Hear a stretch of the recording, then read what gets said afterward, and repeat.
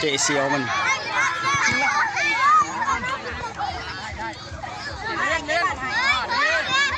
ตัวที่มันนี่แหละจะมาต้องแบบนี้นี่ลากรถบ้านพวกแกเสือเลี้ยนแกเสือเลี้ยนบ้านพวกแกเสือเลี้ยนเอาแกเสือต้องไปเก็บบ้านต้องไปเก็บให้แพ้ให้แพ้เอาบอสบ้านนี่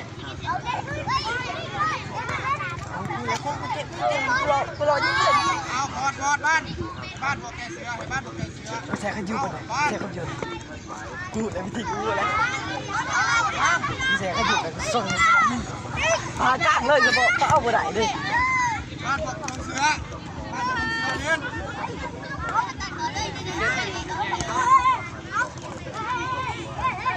ให้เป็นมุมเละๆนั่นแหละ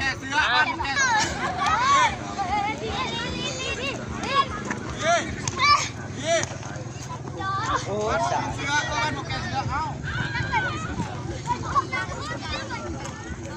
บ้านพวกแกเสือเอาบอกเขาเ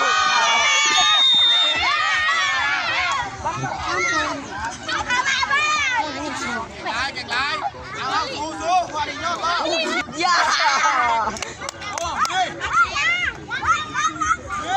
มันนี่เคยหรอ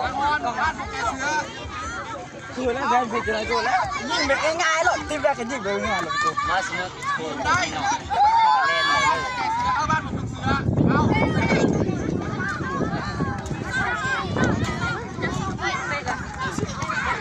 น้าไม่คนหนึ่งน้ามันจังได้ไม่ได้คนหนึ่งยืนหนาทรงใกล้เลยดูยิงกันนะเล่นช่องหอกก่อน